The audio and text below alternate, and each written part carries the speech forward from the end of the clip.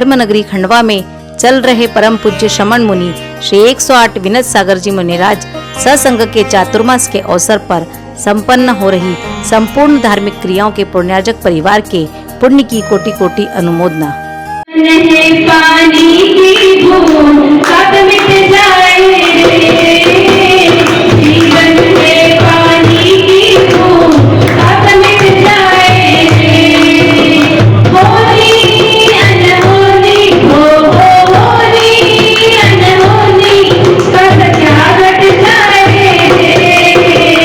जीवन में पानी की बूंद कब मिट जाए, जीवन है पानी की बूंद कब मिट जाए, भक्ता मर का उच्चारण शुद्ध तुम करो रे, भक्ता मर का उच्चारण शुद्ध तुम कर लो रे, 24 थाना में जीवों को ढूंढना तुम सीखो रे, 24 थाना में जीवों को ढूंढना तुम सीखो रे, बीनत सागर जी हो बीनत सागर जी महाराज संभाले, जीवन है पानी की बूंद कब मिट जाए, जीवन है पानी की बूंद कब मिट जाए, होली अनहोनी हो होली अनहोनी कब क्या घट जाए,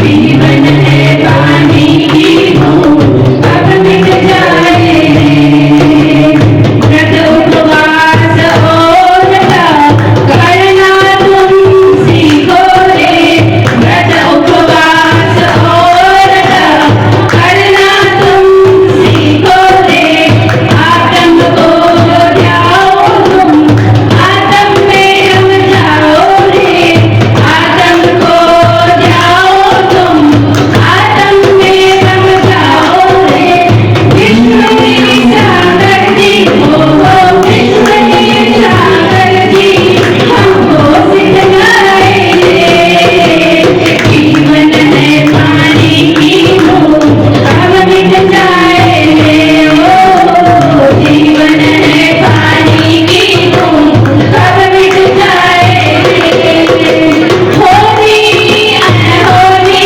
हो होली अनहोनी कब क्या घट जाए, जीवन है पानी की बूंद कब मिट जाए रे, ओ जीवन है पानी की बूंद कब मिट जाए रे। नमस्कार। ओम नमो अरिहंताणम्,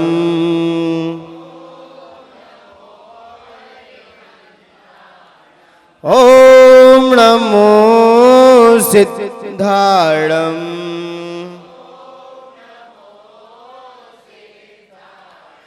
ओम नमो आयर्याणम्, ओम नमो वज्रायाणम्, ओम नमो लोहे शवशाहुणम्, ओम नमो लोहे शवशाहुणम्, आपने आपको आप में वर लिया,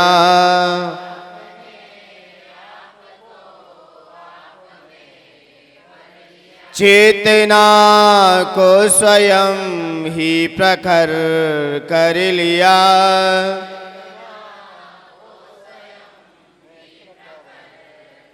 वीतरागे प्रभु हे महावीर जिन,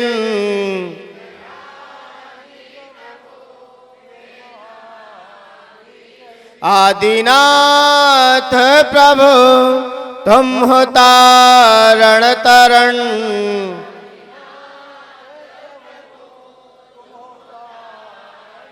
आपके द्वै चरण मैं विनम्र नमन।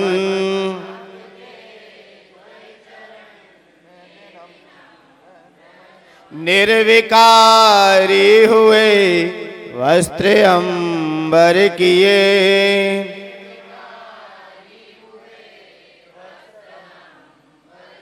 छोड़कर राग को जो दिगंबर हुए।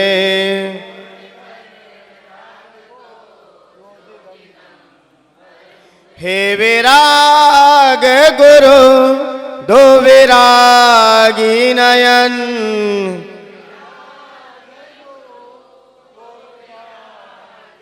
हे विनम्र गुरु दो मुझे अवसरण।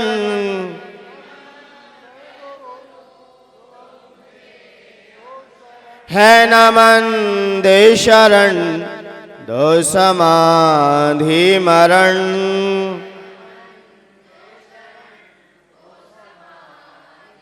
आपके द्वै चरण में विनम्र नमन।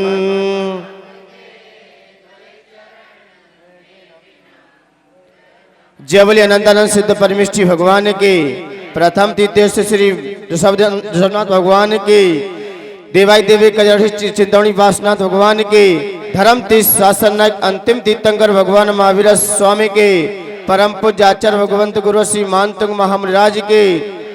आचार्य भगवंत गुरु श्री विराग सागर जी गुरुदेव के। उच्चारणाचार्य श्री विनम्र सागर जी गुरुदेव के। अहिंसामयी जैन धर्म के।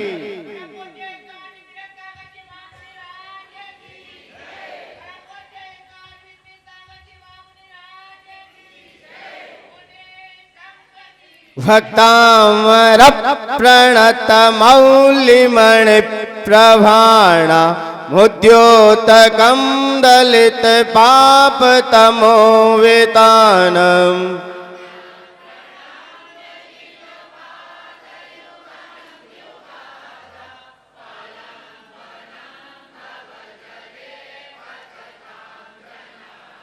यह संस्तुता सकल वाङ्मय तत्त्वबोधा उद्भूत बुद्धि पटु भी सुरलोकनाथै।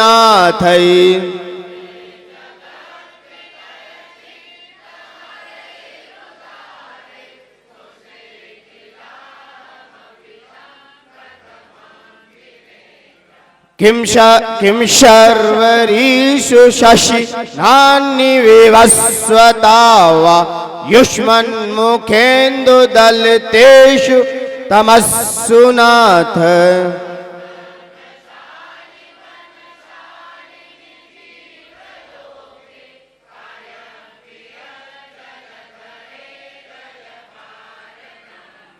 कार्यं कियत् जलधरैर्जलभारनं रहि।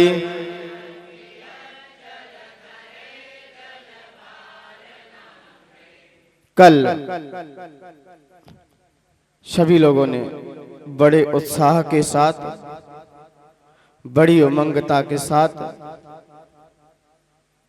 श्री अंशनाथ भगवान का मोक्ष कल्याणक महामहोत्सव और अकंपनाचार्य आदि महामुनिराज और विष्णु कुमार महामुनिराज की आराधना की, उनकी अर्चना की, भक्ति की।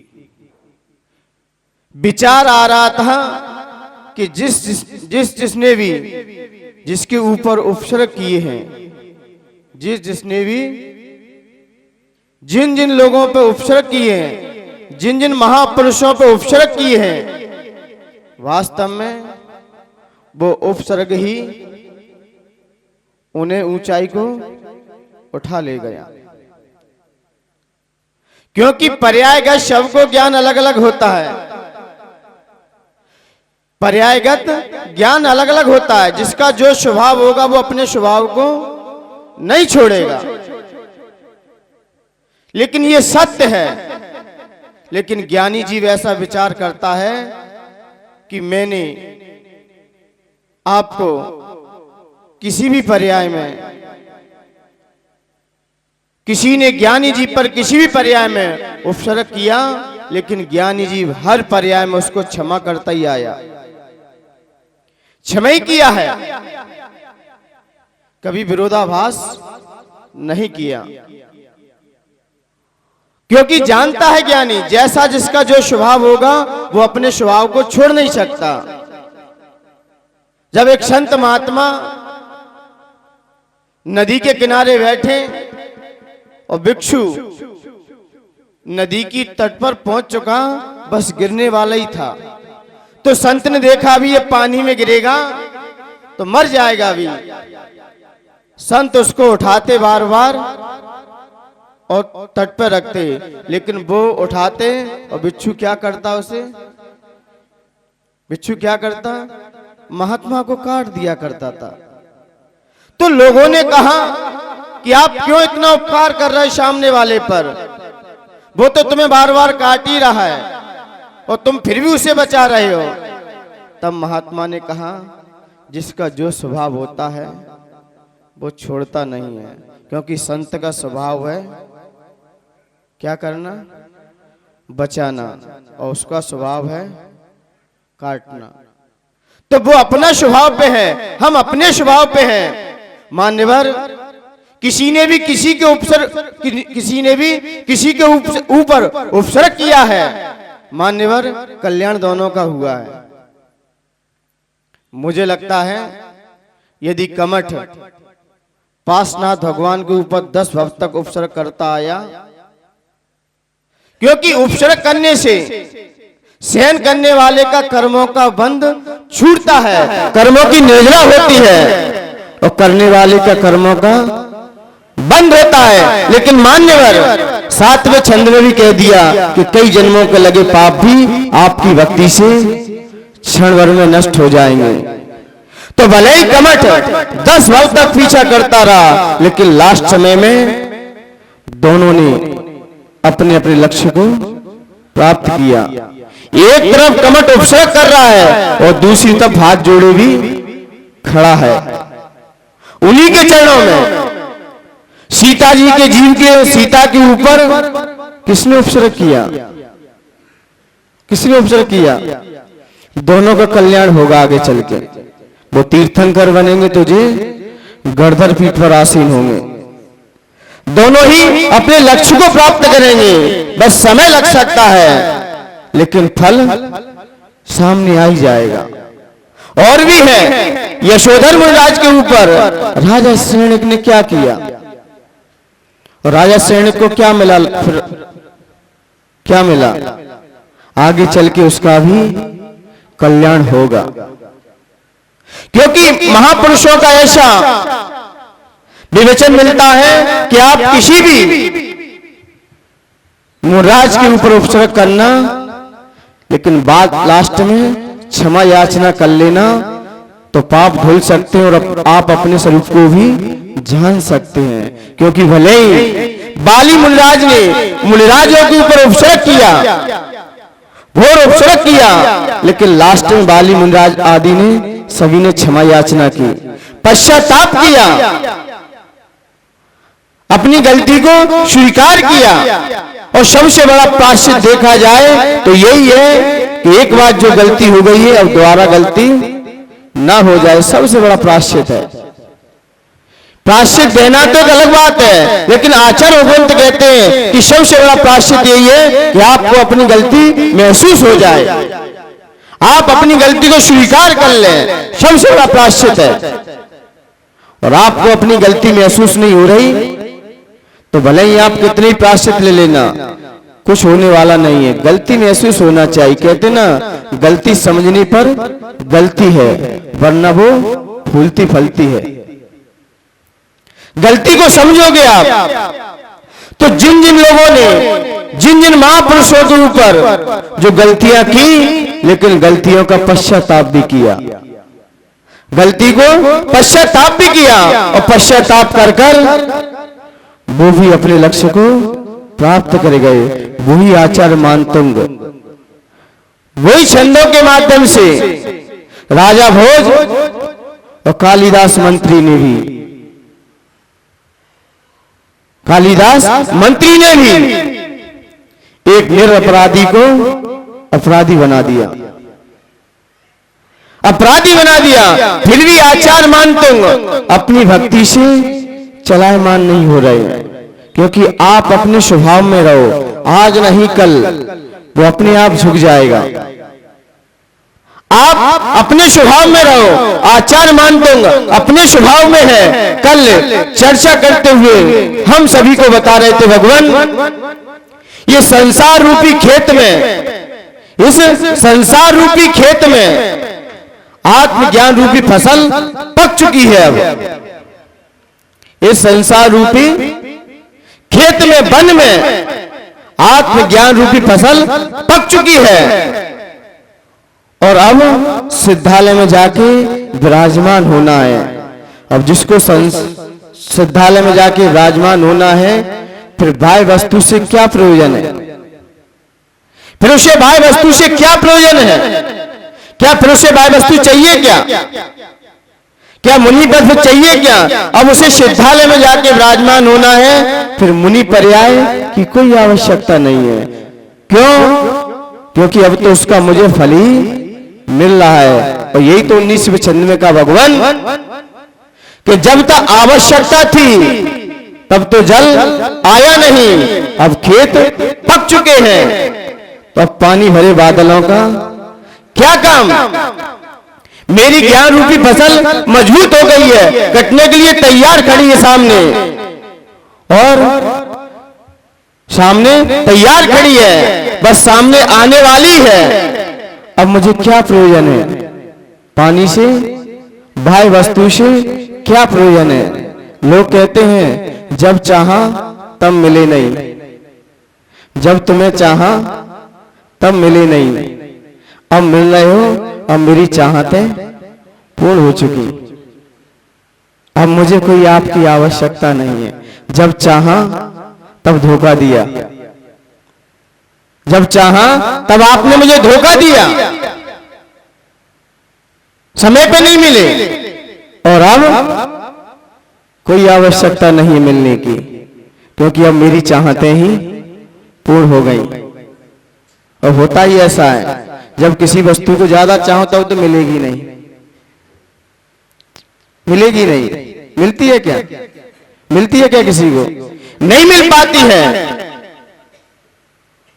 जब किसी वस्तु को मांगते हैं तो कोई नहीं देता है, और जब उसके पीछे से हट जाओ तो पीछे पीछे घूमती है। फिर वो कोई भी चीज हो, XYZ, आप जिसके पीछे ज्यादा भागोगे वो आपको और आपके आगे आगे भागेगी, और आप थोड़ा सा पीछे घूम जाओ वो अब आपके पीछे पीछे भागेगी।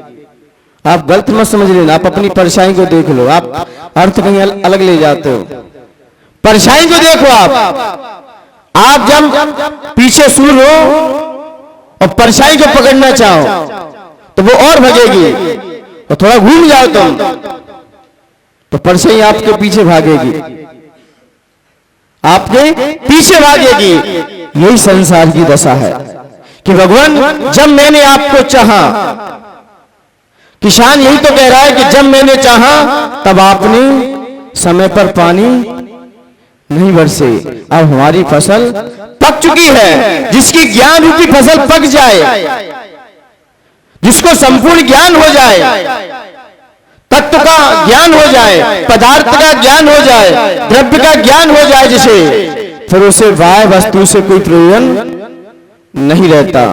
जब तक उसे बाह्य वस्तु से, जब तक उसे अंतरंग वस्तु से प्रेम नहीं हुआ है, तब तक वो बाह्य वस्तुओं को ढूंढता ही रहेगा, बाह्य वस्तुओं में अपना मन लगा ही रहेगा। इसलिए यहाँ पर आचार्य भगवंत मानतंग महामुनिराज ने यही कहा कि भगवान अवश्य मनुष्य पर्याय रूपी भूमि में जो नियम संयम और खाद रूपी पानी देकर जो मेरे अंदर अंकुरित फूट पड़े हैं, प्रकट हो गए हैं, और जिन्होंने सर्दी गर्मी के माध्यम से कई प्रकार की हवाओं को सहा है और अब परमात्मा बनने के लिए सामने खड़ा है, अब मुझे इन चीज की कोई आवश्यकता नहीं है।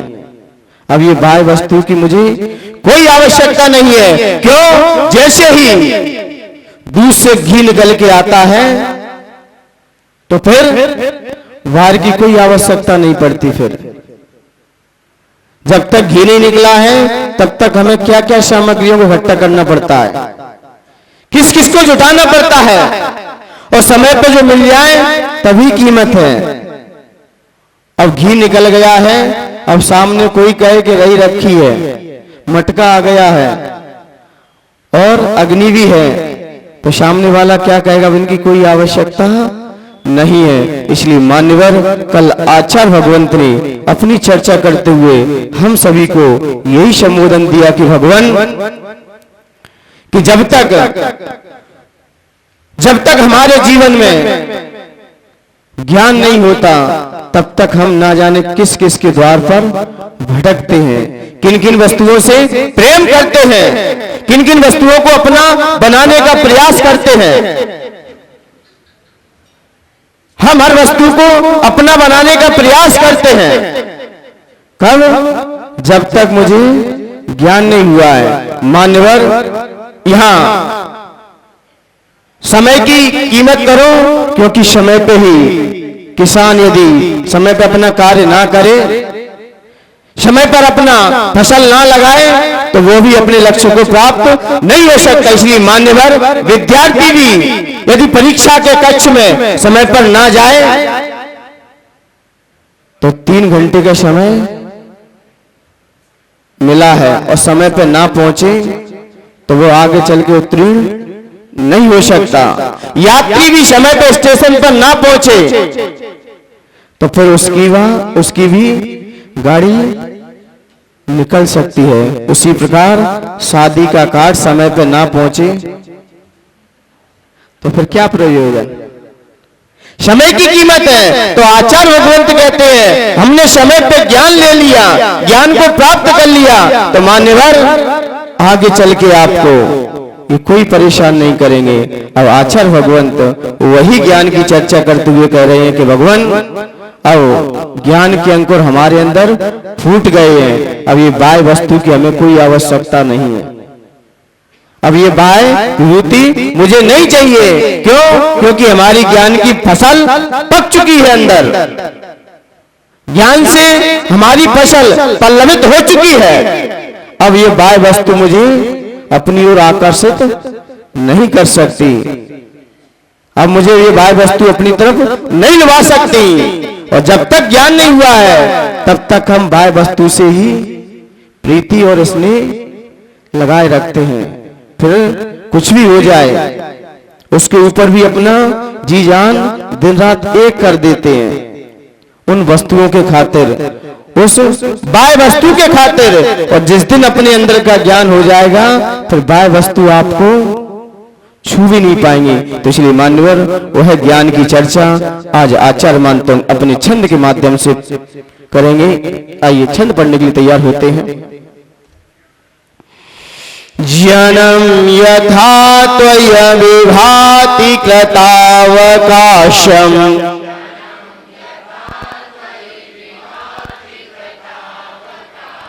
ज्ञानम यथा त्वया विभाति कृतावकाशम,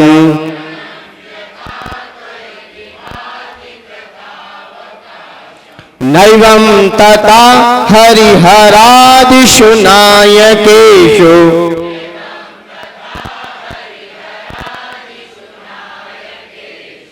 नैवं तथा हरिहरादिषु नायकेषु,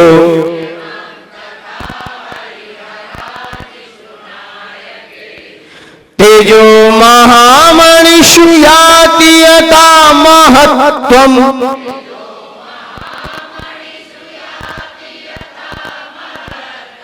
तेजो महामणिषु याति यथा महत्त्वम्,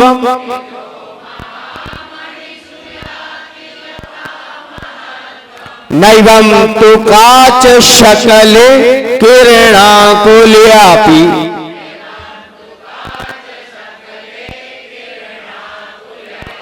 नैवं तु काच शकले किरणाकुल्यापि,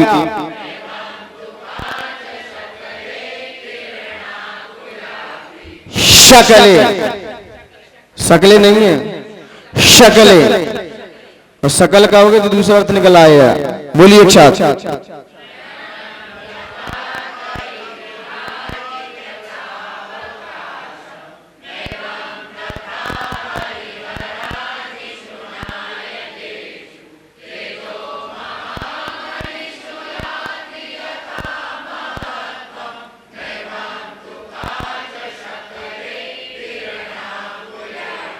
एनी प्रॉब्लम?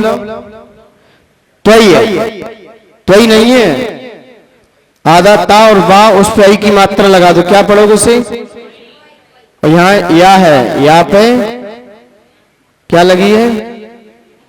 छोटी की मात्रा लगी, तो कैसे बोलोगे? त्वई है। हाँ, त्वई नहीं, त्वई है। ज्ञानम यथा त्वई है, माने त्वई कर दो, आई की मात्रा लगा दो। हाँ, आता ना चाहिए, उसमें आई लगता है कहीं और कहीं या पे ई का मतलब कहाँ लगता है, ये विषय संस्कृत से लिया जाता है। ज्ञानम यथा त्वया विभाति कृष्णावकाशम।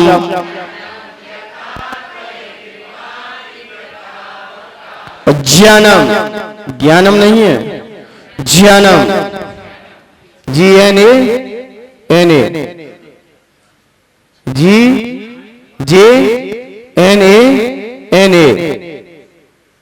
ज्ञान। हाँ, ज्ञानम आधा जा और या, कौन सा? चाचा जा जा या, पूरा और आधा जा, आधा जा और या बड़ा, और ना पे विंदी, क्या पढ़ोगे? ज्ञानम, जानम नहीं, ज्ञानम। नाक का स्वर उठेगा यहाँ, ठीक है ना? तो यहाँ ध्यान देखना है, यहाँ पर महत्तम, महत्तम नहीं है, महत्तम, महत्तम। और काच, कांच नहीं है, काच नहीं, कांच बोल दो, चंद्राकार मन लगा देना, ये कांच हो जाएगा। और यहाँ क्या लिखा है? काच, काच। हाँ, बिंदी में लगा देना, कांच बोलो, काच। शकले, हाँ, और शकले में सूरत भी होती है, एक सड़क बोल दिया तो सूरत, और शकल में संपूर्ण। और यहाँ क्या है? शकले, टुकड़े, टुकड़े। और किसके? वो बाद का खोला जाएगा, लेकिन अर्थ बता रहा हूं। शक्ल में तो, शक्ल में तो होता है सूरत, कहते अपनी क्या सुधार लो, शकल सुधार लो। तो यहाँ क्या है? शकले, और यहाँ टुकड़ों का विवेचन है। तो यहाँ पर ध्यान देने की बात है। आपने कहीं किया, लोग करते वक्तामृत तो बहुत पढ़ते हैं, लेकिन अब कैसे पढ़ते हो? समझ में आ रहा है? अब आपके तीनों सही समझ में नहीं आते, कहाँ क्या चला जाता है। तीनों की रूट पे चलते हैं, चाहे शक्कर वाला हो और चाहे सड़क वाला हो और चाहे षटखंडागम वाला हो। तो आइए इसको जानने के लिए यहां पर थोड़ा सा जोर देना, बाकी इजी है बहुत, ठीक है ना? पढ़ना आ गया? अंडरलाइन लगा लेना जहां जहां मैंने आपको इंगित किया है। इसका फल है, इसका फल क्या है? संतान, संपत्ति, सौभाग्य प्रदायक। अब संतान की आवश्यकता है कि नहीं? संतान की आवश्यकता है नहीं, और संपत्ति की भी है, और सौभाग्य भी बढ़ाना है, अपना सौभाग्य भी बढ़ाना है और संपत्ति बढ़ानी है, और संतान भी होना चाहिए।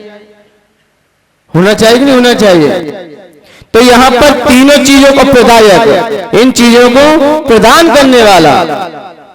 लेकिन जैसे हम इसके अर्थ को समझेंगे, आप पे संपत्ति भी अच्छे से होगी, संतान भी अच्छे से मिलेगी। लेकिन संतान दो प्रकार की होती है। संतान कितने प्रकार की होती है? दो प्रकार की होती है। एक शरीर की संतान और एक आत्मा की संतान। किसकी संतान? एक शरीर की संतान, दूसरी आत्मा की संतान। क्योंकि आत्मा की संतान ज्ञान है, दर्शन है, चारित्र्य। किसकी संतान है? किसकी संतान है ये आत्मा की संतान है। रत्नात्रय हमारा ये क्या है? आएगा शरीर के माध्यम से। ये रत्नात्रय आता किसके माध्यम से? शरीर के माध्यम से ही आता है। तो ये शरीर की संतान है, वो आत्मा की संतान है। माध्यम शरीर होगा, लेकिन है संतान किसकी? आत्मा की संतान है। और एक होता है शरीर की संतान, पुत्र पुत्री। ये किसकी संतान है? ये आत्मा की नहीं है, ये शरीर की संतान है। आप यदि आत्मा की संतान के प्रति अपना जीवन यापन कर दिया तो शरीर की संतान तो अपने आप मिल जाएगी। शरीर की संतान के पीछे मत भागना कभी भी, ये तो मिलेगी। क्योंकि आप गेहूं करो तो भूसा तो अपने आप आ जाएगा, अपने आप आएगा, कोई लाने की आवश्यकता नहीं है। सगर चक्रवर्ती जितने भी होते हैं वो पहले किसकी संतान के पीछे भागते हैं? जितने भी शलाका पुरुष होते हैं सब यहां से रत्नात्रय को धारण करके देव पर्याय में जाते हैं, देव से यहां आते हैं। और सबसे पहले क्या मिलता है उन्हें? चक्रवर्ती जैसा पद। और 96,000 क्या होंगे फिर? पुत्र कितने होंगे फिर? कितने पुत्र होंगे? सगत चक्रवर्ती के कितने पुत्र थे? हजारों की तादाद में थे, हजारों थे चक्रवर्तियों के। लेकिन जो आत्मा की संतान पर ध्यान देते हैं, आप ज्ञान दर्शन बढ़ाइए। ये संतान के प्रति आपका उन्मुख है, आपकी रुचि है, तो ये संतान तो आपको मिल जाएगी।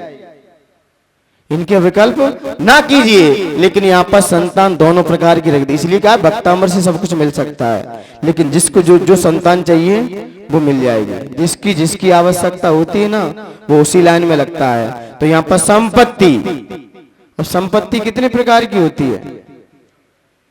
एक संपत्ति होती है और एक विपत्ति होती है और एक आपत्ति होती है। क्या होती है? संपत्ति, विपत्ति और आपत्ति। जो यहां सुख दे और आगे भी सुख दे, जो यहां भी सुख दे और आगे भी सुख दे, उसे क्या कहते हैं? संपत्ति कहते हैं। ये धन पैसा क्या है? ये संपत्ति है क्या?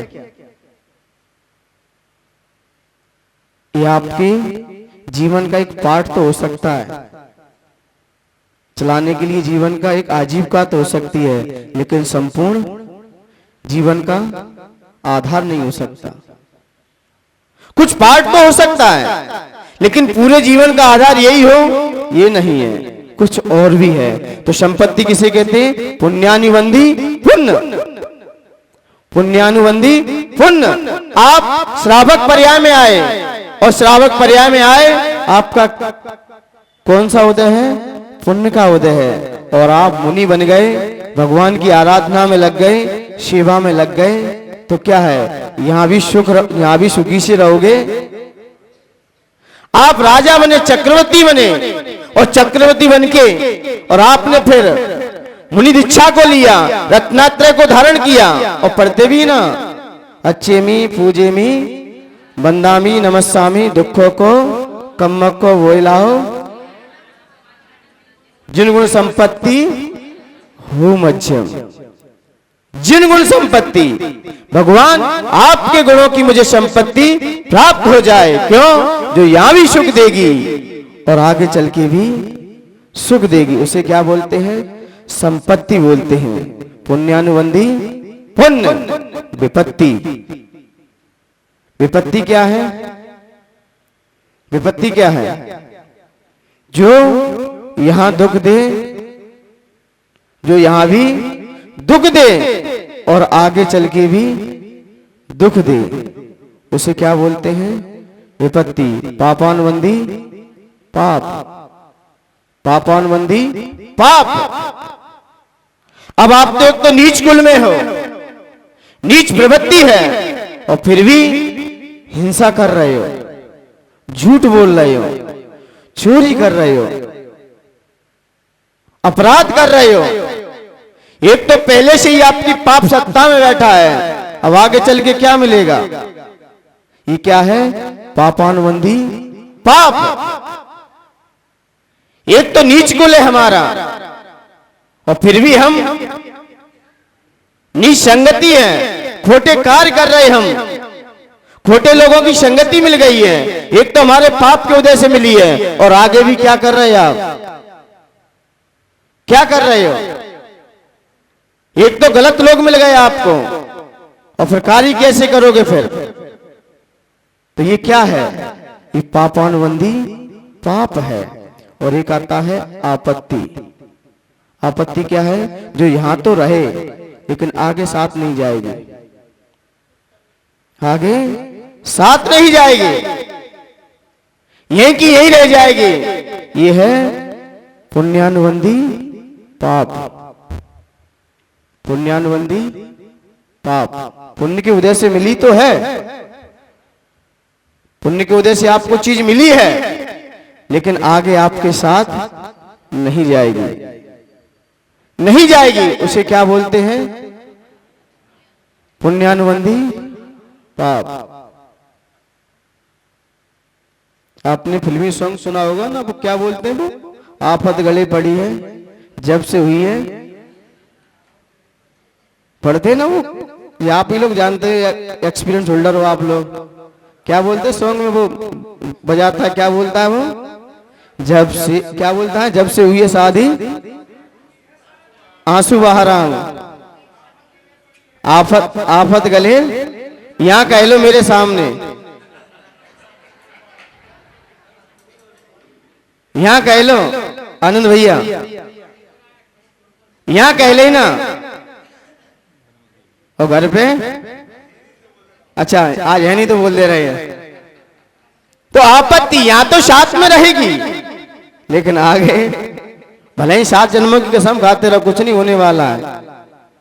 ये तो सब अफवाहें हैं। लेकिन आपत्ति उसे कहते हैं जो यहां भी दुख दे। मकान, दुकान, परिवार, पत्नी, ये क्या है? ये सब आपत है, ये सब आपत्ति है। कूलर, टीवी, बीवी, मकान ने बैठ के मीटिंग की। कूलर, टीवी, बीवी और मकान, दुकान ने बैठकर मीटिंग की। जो मुझसे टकराएगा चूर चूर हो जाएगा, जो मुझसे टकराएगा वो चूर चूर हो जाएगा। इसलिए इनसे ज्यादा मत टकराओ, ज्यादा लगाव मत रखो, नहीं ये आपकी जिंदगी को चूर चूर कर देंगे। इसलिए मान्यवर जो ज्ञानी पुरुष होते हैं वो अपनी सोच से अपना रास्ता निकाल लेते हैं। लेकिन कहने का अभिप्राय यह है कि संपत्ति, विपत्ति और आपत्ति, अंतर पता चल गया। वैसे सुने, नाम तो सुने थे, लेकिन इसके अर्थ क्या है और आज समझ में आ गया। अब आता है सौभाग्य। भक्तांबर एक है, लेकिन कार्य कितने बनते इससे? सौभाग्य 100 कार्य बन जाते हैं। एक वस्तु होते हुए भी कार्य कितने हो जाते हैं? कई कार्य हो जाते हैं। एक ही चीज है, एक भक्तांबर है, और एक भक्तांबर से कितने कार्य बनते हैं लोगों के। पूजन एक है, पत्नी एक है, लेकिन काम कितने बनते हैं इनसे? चौका लगना है, सौद्रमिंद्र बनना है, पैसा ज्यादा आ गया है, कहां रखना है, कपड़े धुलने हैं, बच्चों का पालन पोषण होना है, किचन का काम संभालना है। एक है, लेकिन काम कितने बनते हैं? अनेक काम बनते हैं। और मैंने पहले भी कह दिया, यदि पुरुष के हाथ में पत्नी ना हो तो उसका सौभाग्य भी नहीं जग सकेगा। क्योंकि सौभाग्य जब भी बनेगा धर्म अनुष्ठान में। यदि गृहस्थ आश्रम में रह रहे हो तो आपको अनिवार्य है, क्योंकि आप कोई भी धार्मिक अनुष्ठान नहीं कर सकते। नहीं, फिर क्या बनना पड़ेगा? लोकांतिक देव। और ये है तो हम बड़े बड़े पद ले लेंगे, चौका भी लग जाएंगे, लेकिन कहीं अनिवार्य है, क्योंकि एक है, क्योंकि एक और एक मिलके बन जाए तो गणित के हिसाब से दो हो जाते हैं। एक और एक मिलके गणित क्या बोलता है? एक और एक प्लस एक बराबर दो, ये तो गणित कहता है। गणित क्या कहता है? एक प्लस एक बराबर दो। लेकिन और विचारक कहते हैं एक और एक मिलकर यदि बरोबर से खड़े हो जाएं तो संगठन खड़ा हो जाता है, संगठन बन जाता है। क्रिकेट की टीम कितने की होती है? कमेटी कितनी चुनती है? मुख्य 11 ही होते हैं, और एक बगल में खड़े हो गए तो संगठन हो जाता है, संगठन आ जाता है। और एक और एक मिलकर एक और एक आपस में मिल जाए तो प्रेम आ जाता है। फिर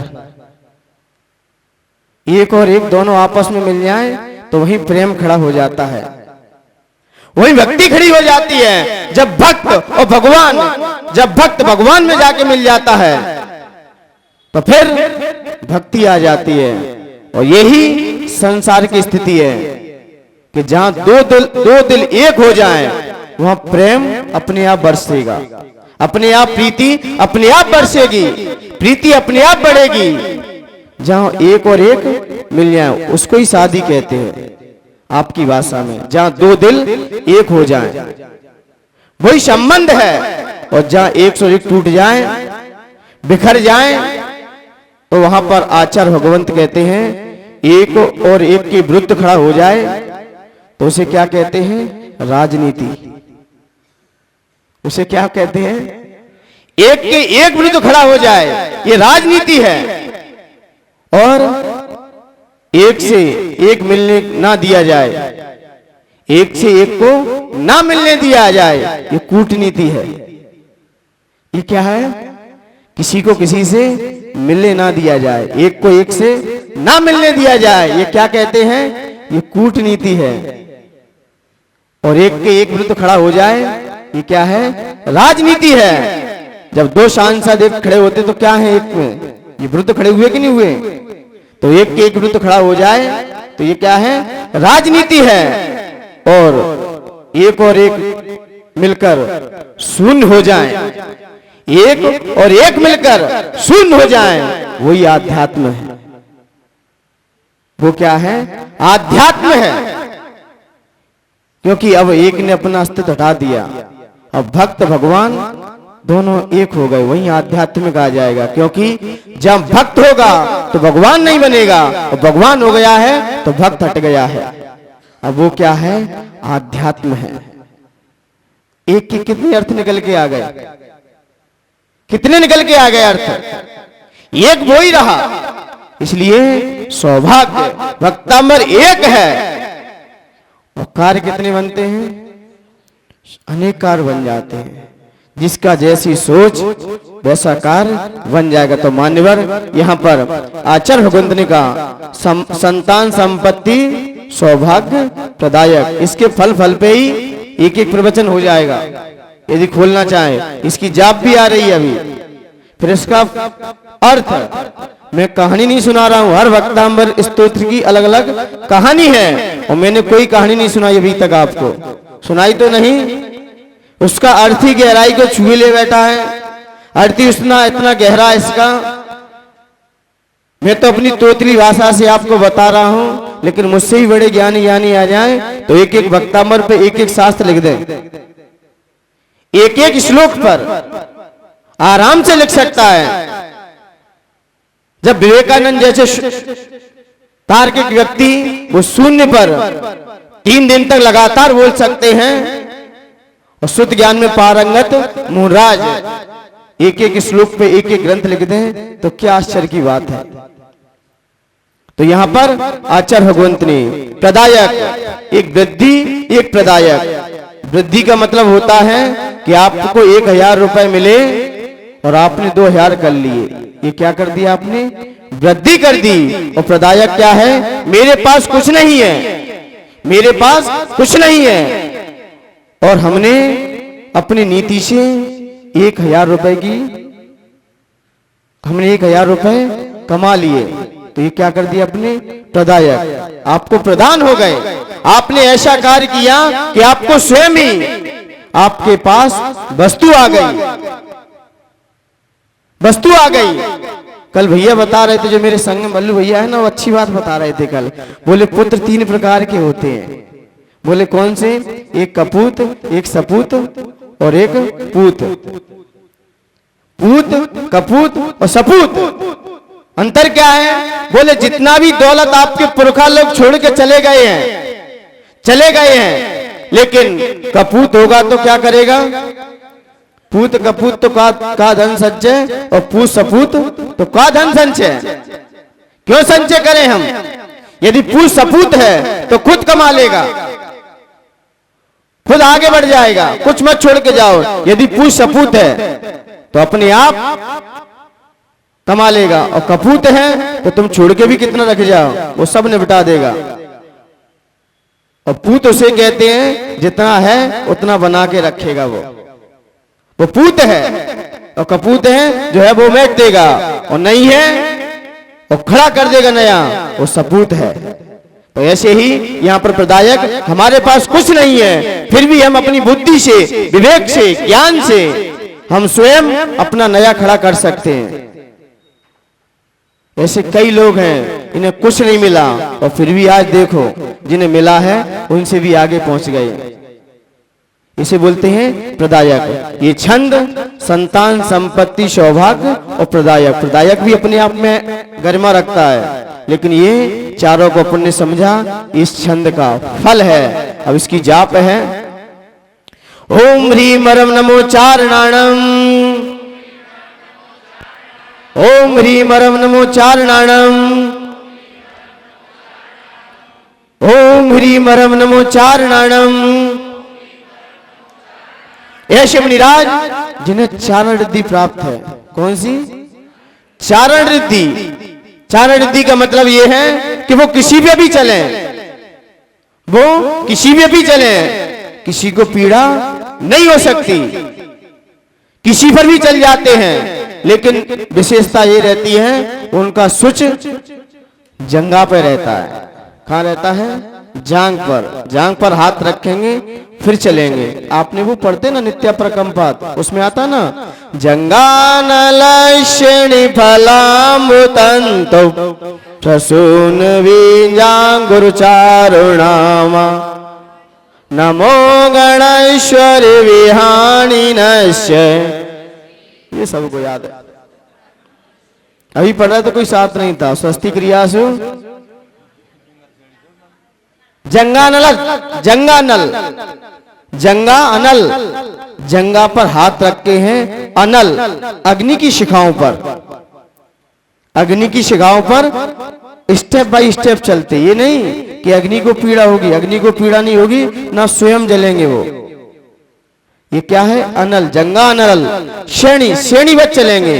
श्रेणी का मतलब है जहां धुआं उठ रहा है, वायु बादल में सीधे चलेंगे। और फल, जंगाल श्रेणी फलाम तंतु, फल पे भी इसी प्रकार चलेंगे, लेकिन फल को पीड़ा नहीं होने देंगे। और जल, पानी पर भी स्टेप बाय स्टेप चलेंगे।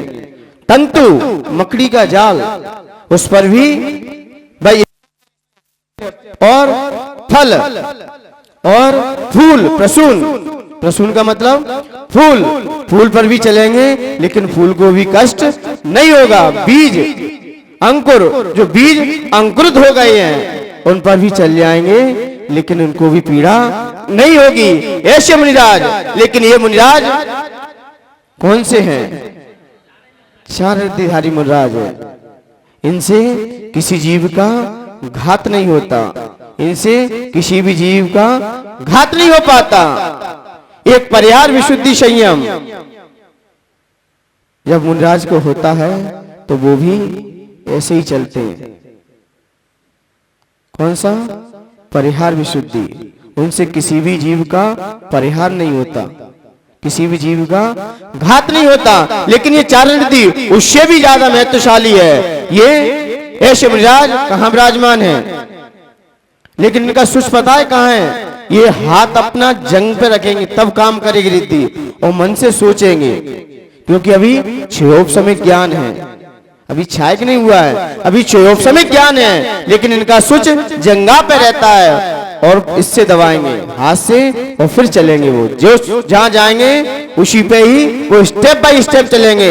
ऐसे मुनिराज जो आकाश में गमन करते हैं, तो कहाँ रहते हैं? ये विदेश क्षेत्र में रहते हैं। उन मुनिराज को मेरा मन से, वचन से, काय से बारंबार नमस्कार हो, नमस्कार हो, नमस्कार हो। आइए इसका अर्थ देखते हैं।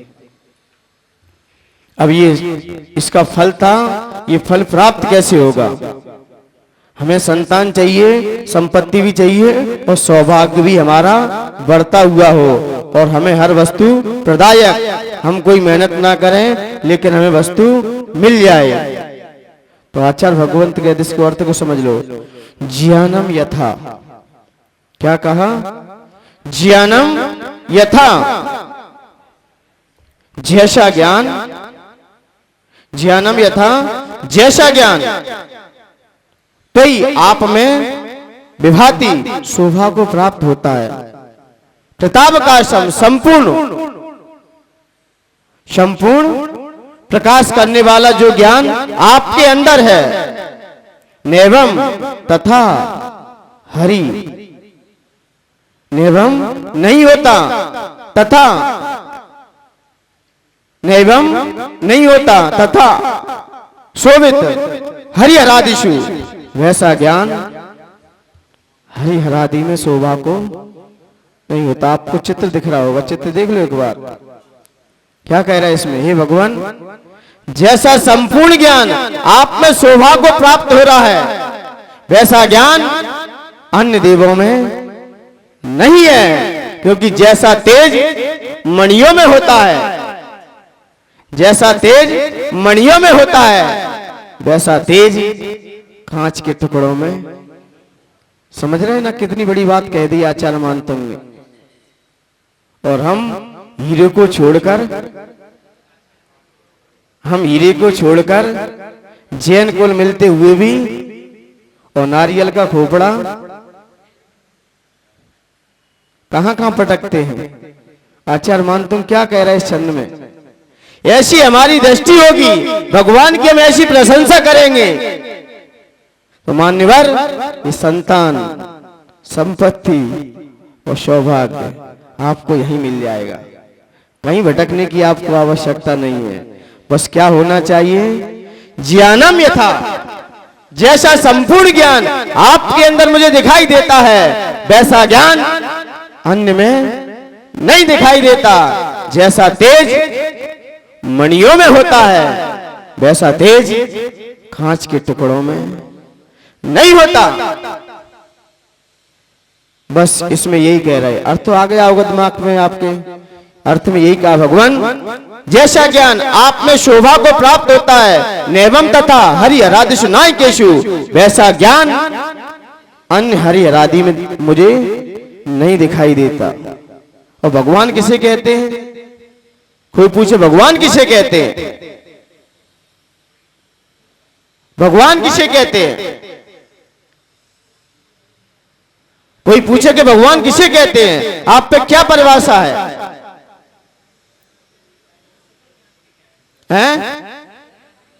भगवान किसे कहते हैं?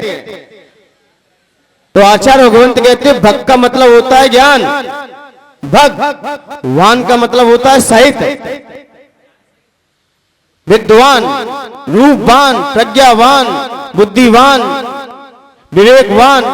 वान क्यों लग रहा है? ये बंतु प्रत्यय है, ये जोड़ने में लगता है, ये सहित में लगता है,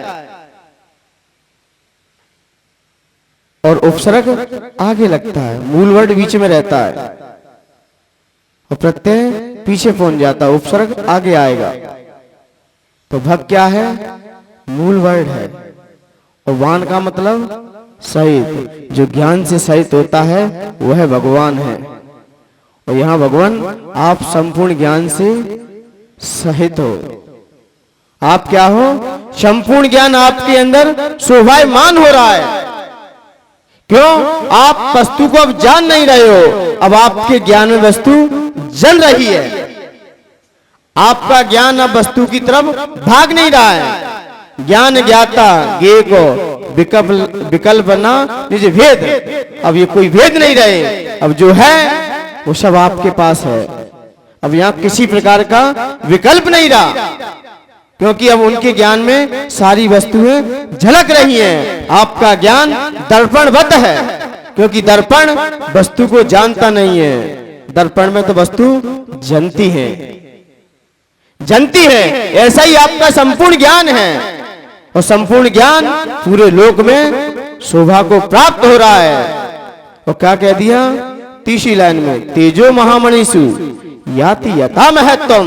जैसा तेज महामणियों में देखने को मिलता है, जैसा तेज महामणियों में देखने को मिलता है, नेवम तुकांच सकले किरणा कुलेपी।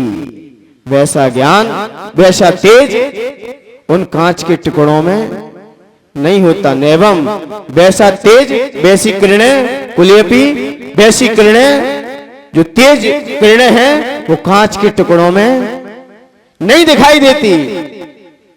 वैसा तेज कांच के टुकड़ों में नहीं दिखता।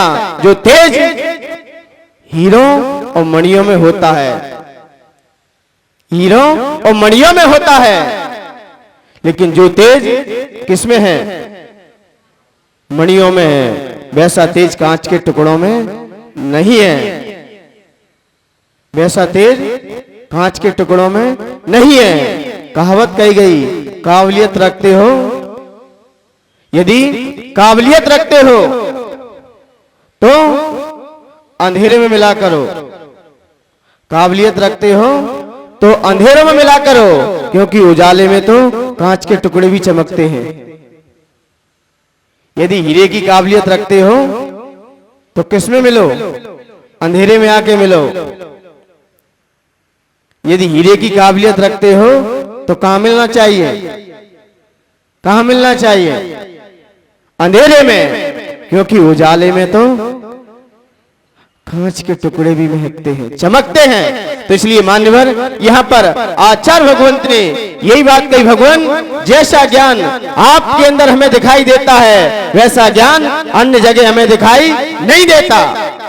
क्योंकि और भी कहा गया, जब हम भगवान को देखते हैं, भगवान के स्वरूप को निहारते हैं, फिर हमारे अंदर अंधकार की परतें भी हट जाती हैं। और जैसे ही हम भगवान के पास से हटते हैं और जैसे ही बाहर आते हैं, तो बाहर की हवा भी, बाहर का अंधकार, बाहर का राग देश हमारे ऊपर हावी हो जाता है। और जैसे ही हम भगवान को देखते हैं, तो राग देश भी हमारे अंदर से पलायन करने लगता है, भागने लगता है। आप देखना भगवान को, सबसे पहले जाओ और भगवान की आंखों तक देखना, आपका ज्ञान का, अज्ञान का अंधकार भी छट जाएगा। सिर्फ भगवान को देखना, लेकिन अपनी दृष्टि से देखना, तो आपको भी अपने अंदर का जो ज्ञान है वो आपको अपने आप दिखने लगेगा। लेकिन आपने भगवान को किसी दूसरे रूप में देखा तो फिर वीतरागता नहीं दिखाई देगी। आपको रूप चाहिए तो किसी रूपवान के पास जाइए, भोग चाहिए तो किसी भोगी के पास जाइए, आपको धन चाहिए किसी धनवान के पास जाइए, लेकिन वीतरागता चाहिए तो कहां आना पड़ेगा? वीतरागता के पास ही आना पड़ेगा, क्योंकि जिसके पास होता है वह वही देता है। अब भगवान के पास तुम गए, क्या लेने? क्या लेने? कि भगवान मेरा ऐसा हो जाए, वैसा हो जाए। तो वो क्या कहेगा? भाई सोने की हीरे की दुकान पे खड़े हो और तुम तुरैया लौकियां मांग रहे हो, भिंडी मांग रहे हो। देखा है नहीं देखा है? भगवान के लोग स्वरूप को तो भूल जाते हैं और अपनी डिमांड पहले रखेंगे, भगवान की नहीं सुनेंगे कि भगवान ने क्या उपदेश दिया है। भगवान यही तो कह रहे कि हीरे की दुकान पे खड़े हो और कोई व्यक्ति पहुंचे, मुझे क्या दे दो? क्या दे दो? आधा किलो भिंडी दे दो, आधा किलो लोहा दे दो। तो वो क्या कहेगा, भाई रॉन्ग नंबर क्यों लगा रहे हो, क्यों लगा रहे हो मेरे पास, जब मेरे पास जो चीज नहीं है आपको मैं क्या दे दूं?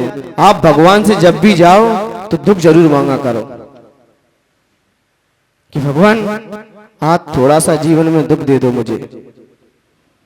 किसी की हिम्मत है भगवान के सामने खड़े होकर कोई ये कहे हाथ जोड़ के कि भगवान थोड़ा सा मुझे दुख दे दे? किसी की हिम्मत है? आप भगवान से दुख मांगा करो। हमारे महाराज जी भगवान के पास जाते हमेशा दुख ही मांगते हैं, जब भी जाते हैं। लेकिन ध्यान रखना, दुख जो मांग रहा है भगवान के सामने वो 56 इंच का सीना भी रखता है, क्योंकि मांग रहा है। हर किसी की हिम्मत नहीं होती दुख मांगने की। भगवान से सब तो सुख मांगते जाके, और तुम क्या कह रहे हैं महाराज जी दुख मांगो? भगवान से दुख मांगना ये अपनी नोट डायरी पे दिमाग पे लिख लो, जब भी भगवान के पास जाओ दुखी मांगो, सुख भूल के मत मांगना, भूल के मत मांगना, दुखी मांगना तुम। लेकिन वो दे या ना दे, लेकिन मांगने वाला बहुत हिम्मत रखता है। यदि आ भी जाएगा तो घबराएगा नहीं फिर, क्योंकि हमने ही तो मांगा है। आ भी जाएगा तो संघर्ष करेगा, सामना करेगा, पीछे नहीं मुड़ेगा, क्योंकि मैंने ही तो भगवान से कहा है। और आ भी गया है तो बड़े उसका सम्मान करेगा, स्वागत है। मैंने कहा ना जितने भी उपसर्ग हुए हैं सबने दुखी मांगा है। और भगवान से तुमने दुख मांगा, भगवान भी हंस जाएंगे। बहुत दिलदार व्यक्ति है, क्योंकि भगवान भी जान जाएंगे कि अब मैं इसको दुख कैसे दे दूं, मेरे पास है ही नहीं। जो भगवान से तुम मांग रहे हो वो भगवान के पास है ही नहीं, तो वो दुख नहीं है तो वो क्या देंगे फिर आपको? उनके पास दुख है ही नहीं। तुमने जिसके पास से दुख मांगा है उसके पास दुख पहले से ही नहीं है, तो आपको क्या देगा फिर? वो जब भी देगा फिर, लेकिन मांगने वाला जरूर हिम्मत रख रहा है। मुल्लाज जितने भी संत पुरुष होते हैं भगवान से क्या मांगते हैं? हम लोग दर्शन करने जाते हैं ना तो सुख नहीं मांगते, ये मिल जाए वो मिल जाए, कुछ नहीं चाहिए मुझे, सब है। कहते ना सजदे के शिले में फिरदौस मुझे मंजूर नहीं, सजदे के शिले में फिरदौस मुझे मंजूर नहीं, बेलौस बंदा हूं कोई मजदूर नहीं। ये स्वर्ग नहीं चाहिए।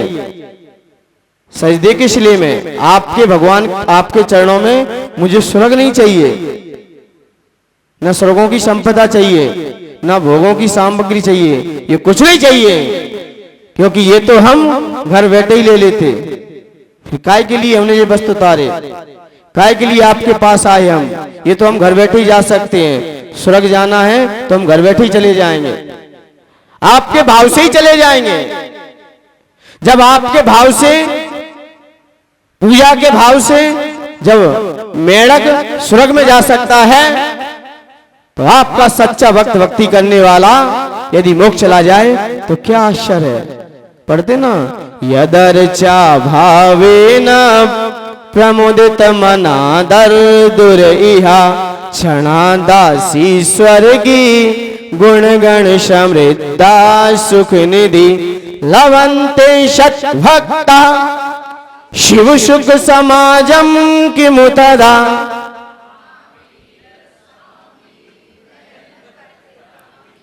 ये लाइन तो सबको याद है। एक स्वस्ति क्रियासु और एक महावीर स्वामी और कुरवंत ते, बाकी तुम पढ़ो तुम पढ़ो। तो यहां पर आचार्य भगवंत भागेंदु जी ने, भागचंद नाम था लेकिन भागेंदु क्यों पड़ गया? क्योंकि इंद्रु का मतलब ही चंद्रमा होता है, तो इसलिए उनका भागेंदु नाम पड़ गया। मैं रास्ते से आ रहा था, मैंने कहा, जा रहा था रास्ते से, तो मैंने व्यक्ति से कहा यहाँ पर ये स्टार क्यों बने हैं और चंद्रमा ही बना है, और आगे अपना 3 लोग का नक्शा होता है ना, वो फोटो लगा था। तारे बने थे, स्टार बने थे, बहुत सारे स्टार थे और चंद्रमा का चिन्ह था और 3 लोग का नक्शा बना हुआ था। और मैंने गेट पे ही देखा, हमने ये क्या बात है? बोले महाराज जी ये ताराचंद का घर है। किसका घर है? ये ताराचंद जैन का घर है। इन्होंने शॉर्ट फॉर्म में लिख दिया है, तारे बना दिए, चंद्रमा का चिन्ह बना दिया और 3 लोग का नक्शा खड़ा कर दिया। जैसे आपने इस पे देखा है ना, अभी इस पे अभी चित्रावरण होता है उसके पहले, तो ऐसे ही नक्शा बना। और ये नक्शा किसका है? तो अपने आप आ गया नाम। आजकल शॉर्ट फॉर्म बहुत चल रहा है, तो इसलिए आचार्य भगवंत कहते हैं जैसा ज्ञान आप में हमें दिखाई देता है वैसा ज्ञान अन्य जगह में दिखाई नहीं देता। यदि अन्य जगह दिखाई देता होता तो मैं उन्हें भी प्रणाम कर सकता हूं। आप मेरी भावना में पढ़ते हो। जिसने राग देश का मादिक जीते सब जगह जान लिया। क्या पढ़ते हो? जिसने राग देश का मादिक जीते सब जग जान लिया, सब जीवों को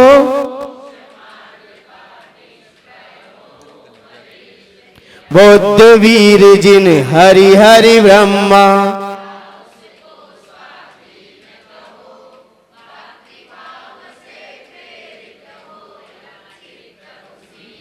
आचार्य भगवंत कह रहे इसमें, क्या कह रहे हैं कि मैं मानता हूं, मैं इनको भी प्रणाम कर लूंगा, लेकिन राग देश से रहित होना चाहिए। आगे 25वें छंद में आएगा, भगवान को ब्रह्मा भी कहा है, विष्णु भी कहा है, शंकर भी कहा है, सब इन्हें ही कहा है। और 24वें छंद में और आ जाएगा, सब आप ही हो, लेकिन क्या होना चाहिए? राग देश से रहित होना चाहिए, 18 दोषों से रहित होना चाहिए। मैं आपको ही प्रणाम कर लूंगा। आचार्य समर्थ स्वामी से जब लोगों ने कहा कि आप यहाँ पर पूजा करते हो, भक्ति करते हो, अर्चना करते हो, लेकिन आप प्रणाम नहीं करते हो, तो समर्थ स्वामी ने कहा, क्या कहा? मैं प्रणाम करने के लिए आज भी तैयार हूं, लेकिन ये मेरे प्रणाम को झेल जाए तो। मेरे प्रणाम को वही झेल सकता है जो 18 दोषों से रहित होता है और राग देश से भी रहित होता है, वही मेरे प्रणाम को झेल सकता है। यदि इसमें झेलने की शक्ति हो तो मैं आज प्रणाम करने के लिए तैयार हूं। बोले ऐसा क्या है आपके प्रणाम में? बोले ये मत पूछिए, ये मत पूछिए। तो फिर क्या करें? तो लोगों ने बड़ी बड़ी शांकलें लेके आए, बड़ी बड़ी शांकलें लेके आए और उसको बड़ी मजबूत से बांध दिया। बांधा आचार्य समर्थ स्वामी बहुत प्रखंड विद्वान थे, तार्किक थे, और उन्होंने जैसे ही स्वयंभू स्तुति पढ़ा और चंदा प्रभु भगवान की जैसे स्तुति आई, चंदा प्रभम चंद्रमरीच गौरम चंद्रम द्वितीयम जगतीव कांतम वंदे विवंदम महताम ऋषिंदम जिनम जितस्वंत कषाय वंदम। जैसे ही पढ़ा वहीं से पिंडी फटी और चंदा प्रभु भगवान प्रकट हो गए। वहीं से हो। ये कहां की घटना है? बनारस की है, बनारस की है। उन्होंने कहा ये मेरे प्रणाम को झेल नहीं पाएगी, मैंने पहले ही कहा था, लेकिन उनकी मजबूरी थी जो वहां पर वो रहे थे, क्योंकि उन्हें भस्म व्याधि रोग हो चुका था और वहां पर चढ़ावा बहुत आता है, बस उसी के लिए रहे और कोई किसी के लिए नहीं रहे। और जैसे ही इसलिए कहा कि भगवान राग देश से रहित कोई भी हो, 18 दोषों से रहित कोई भी हो, हम आज भी उसे प्रणाम करने के लिए तैयार हैं। इसलिए आचार्य भगवंत ने कहा, और उपमा किसकी दी? कांच की दे दी। बताओ कहां हीरा कहां कांच, और फिर भी लोग हीरो को छोड़कर, अब जिनकी दिमाग में कांच भरा है, जिनकी दिमाग में ही कांच है, तो वहीं जाएंगे ना। तो इसलिए मान्यवर यहाँ पर आचार्य भगवंत ने इसको फीड करने के लिए तैयार होते हैं।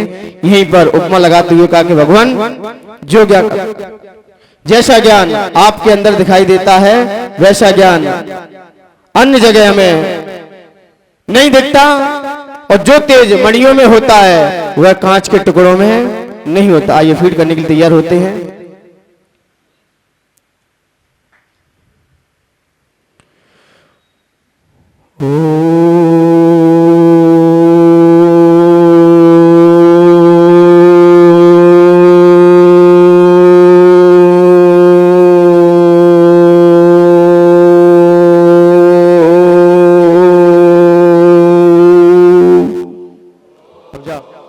कैमरा हट जाओ, जल्दी से जल्दी कैमरा हट गया ना, कैमरा लगा रहता है ना सामने।